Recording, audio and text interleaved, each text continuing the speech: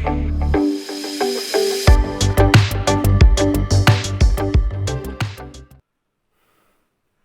Question लेते हैं।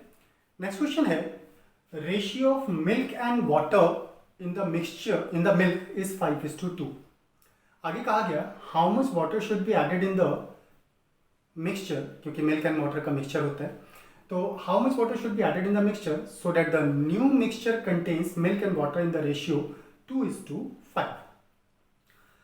अब ऐसे क्वेश्चन में हमें एक और डेटा क्वेश्चन के अंदर दिया गया, that is initial amount of mixture was 84 litres. Mixture means milk, तो शुरू में जो मिल्क का कंटेंट दिया गया वो हमें 84 लीटर दिया गया। तो टोटल मिक्सचर इनिशियली जो कि मिल्क एंड वाटर का मिक्सचर है, क्वेश्चन के स्टेटमेंट के अकॉर्डिंग 84 लीटर हमें दिया गया। इनिशियली मिल्क एंड वाटर का रेशियो था 5:2, और जब इसमें वाटर ऐड किया गया, वाटर ऐड करने के बाद नया रेशियो हो गया 2:5। हमसे कहा है कि कितना वाटर ऐड किया गया था ना। अगर हम थोड़ा सा ध्यान दें तो वाटर ऐड करने की वजह से ही रेशनल वैल्यू में चेंज आया। ओके, और हमारे क्वेश्चन में कहा गया how much water should be added in the mixture, इसमें कितना पानी मिलाया जाए। पानी मिलाने के लिए कहा गया, मिल्क में कोई भी चेंजेस करने के लिए क्वेश्चन में कहा ही नहीं गया। और जब मिल्क में कोई चेंजेस करने के लिए नहीं कहा गया तो मिल्क के कंटेंट में रेशनल वैल्यू के अकॉर्डिंग भी चेंज नहीं होना चाहिए, रेशनल वैल्यू उसकी सेम रहनी चाहिए। जब मिल्क में कोई चेंज कर ही नहीं रहे तो मिल्क का कंटेंट सेम रहना चाहिए। Water is added so the content of water will be changed but the amount of milk will remain same, वो तो सेम बना रहेगा, उसमें तो कोई चेंजेस हो गए। ओके, तो इनिशियली मिल्क एंड वाटर का रेशियो में दिया था 5:2, और जो वाटर ऐड करने के बाद नया रेशियो बना दैट इज 2:5। ऐसे में मिल्क एंड वाटर के रेशियो में मिल्क का कंटेंट इधर 5 पहले वाले इनिशियल वाले में और बाद वाले में नए वाले में 2 हो रहा है, तो ये तो सेम नहीं। हमें सेम अगर नहीं दिया है तो सेम बनाना है। और रेशनल वैल्यूज की प्रॉपर्टी होती है कि रेशनल वैल्यूज को, रेशियोज को किसी भी नंबर से मल्टीप्लाई और डिवाइड डायरेक्टली किया जा सकता है।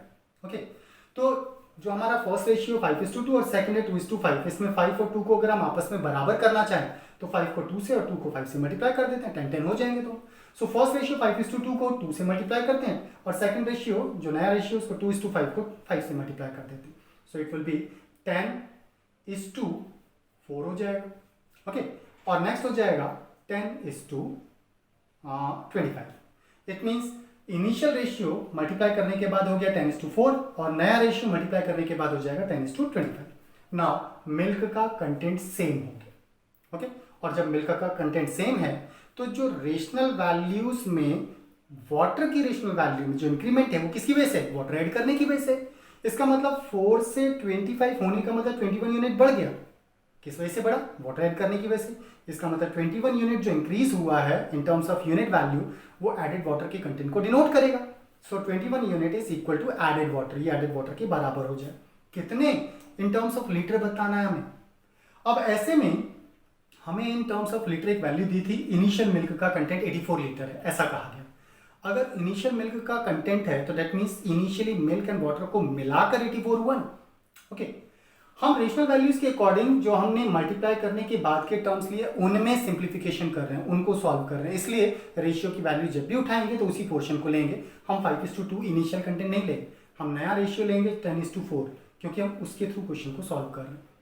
तो इनिशियल कंटेंट 10:4 दैट मीन्स मिलाकर 14 यूनिट हो गया। 14 यूनिट की वैल्यू क्वेश्चन के according 84 litre. So 14 unit equal to 84 litre, तो फिर हमें बताना है कि 21 यूनिट कितने लीटर होगा, that would be the added water. यही हमारा एडेड वाटर हो जाएगा। क्लियर। सो एडेड वाटर का कंटेंट हमारे लिए हो जाएगा 84/14 इंटू दैट इज 21। ओके, तो 14 6 84 एंड 21 का 6 से मल्टीप्लाई करना, तो 21 6 हो जाएगा that is 126। Okay, next question है हमारा 3,400 rupees is divided among A B C and D in such a way that the share of A and B and C and C and D are may be as 2:3, ratio 4:3, 2:3। Okay, respectively. That means ratio wise data दिया गया। Find the sum of the share of B and D का sum कितना है वो identify करना है। हमें A B C and D चारों पर्सन्स का जो शेयर है उसका सम दिया है, दैट इज 3400 रुपीज। ओके, और जो रेशियो दिया है वो ए का बी से, बी का सी से और सी का डी से शेयर्स का रेशियो दिया हुआ। ओके, अब ऐसे केस में क्योंकि रिलेशन वाइज अगर हम देखें तो relation wise A B C D चारों का सम हमारे पास है, तो रिलेशन वाइज तो चारों का सम, लेकिन रेशियो दो वैल्यूज का है। हम क्वेश्चन को डायरेक्टली सॉल्व नहीं कर पाएंगे। अगर क्वेश्चन को डायरेक्टली सॉल्व करना है तो फिर चारों का सिंगल रेशियो चाहिए। सिंगल रेशियो आइडेंटिफाई करने के लिए इन तीनों रेशियोज को मर्ज करते हैं। अब ए का बी से, बी का सी से और सी का डी से, तो ऐसे में दो रेशियोज के अंदर एक वैल्यू कॉमन है। A B and B C में बी कॉमन है, B C and C D में सी कॉमन है। दैट मीन्स इनको मर्ज किया जा सकता है। तो ऐसे में ए बी के जस्ट नीचे बी वाली वैल्यू के नीचे बी को प्लेस करते हैं, बी टू सी, और सी के जस्ट नीचे सी को प्लेस करते हैं, सी टू डी। ओके, जब ऐसा हमने वेरिएबल टर्म्स में किया, न्यूमेरिकल टर्म्स में भी ऐसा ही कर देते हैं। तो 2:3, 3 के जस्ट नीचे 4:3 के जस्ट नीचे 2:3 हो जाए। इट मीन्स बी के जस्ट नीचे बी की वैल्यू एंड सी के जस्ट नीचे सी की वैल्यू को प्लेस किया। अब अगर वेरिएबल टर्म्स में एक दूसरे के नीचे लिखी हुई वैल्यूज आइडेंटिकल है तो एज इट इज कॉपी कर लेते हैं। बी के जस्ट नीचे बी और सी के जस्ट नीचे सी है, so as it is copy करते हैं। तो that means A to B to C to D हो जाएगा। लेकिन राइट साइड में ऐसा नहीं है। राइट साइड में एक्चुअली 3 के नीचे 4 है और उधर 3 के नीचे 2 है, आइडेंटिकल वैल्यूज नहीं है। जब एक दूसरे के नीचे लिखी हुई वैल्यूज न्यूमेरिकल टर्म्स में आइडेंटिकल ना हो तो फिर जितने टर्म्स का हम रेशियो बनाने जा रहे हैं उतने ही टर्म्स हर एक रेशियो में होने चाहिए। तो ऐसे में फर्स्ट रेशियो 2:3 की राइट साइड की दो वैल्यूज ब्लैंक है, तो उन दोनों को राइट साइड की वैल्यू 3 से रिप्लेस कर देंगे, तो 3 आ जाए। सेकंड रेशियो में 4:3 है, 4:3 मिडिल वैल्यू, लेफ्ट साइड में एक वैल्यू रिमेनिंग है और राइट साइड में भी एक ब्लैंक स्पेस है। तो ऐसे में लेफ्ट साइड में 4 और राइट साइड में 3 प्लेस कर देते हैं। एंड लास्ट रेशियो हमारे पास है दैट इज 2:3। अब 2:3 में लेफ्ट साइड में 2 प्लेसेस ब्लैंक है, तो दोनों जगह 2 प्लेस कर देंगे। नाउ हर एक रेशियो में 4 नंबर्स हो गए, 4 टर्म्स हो गए। अब इनको मर्ज किया जा सकता है। मर्ज करने के लिए ऊपर से नीचे की तरफ सारे नंबर्स का मल्टीप्लाई कर देते हैं। मल्टीप्लाई करने पर जो भी आएगा वो A:B:C:D का रेशियो हो जाएगा। Clear? So that would B, multiply करने पर 16:24:18:27। दैट मींस A:B:C:D की वैल्यू हो जाती है 16:24:18:27।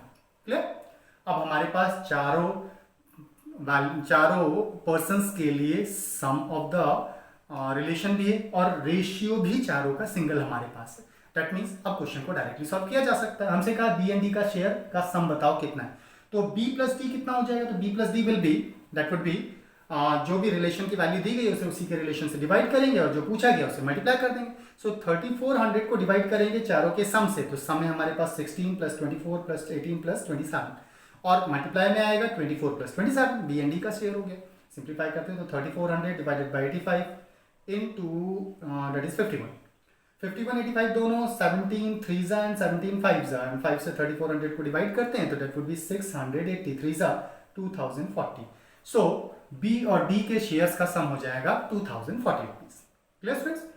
चलिए नेक्स्ट क्वेश्चन लेते हैं।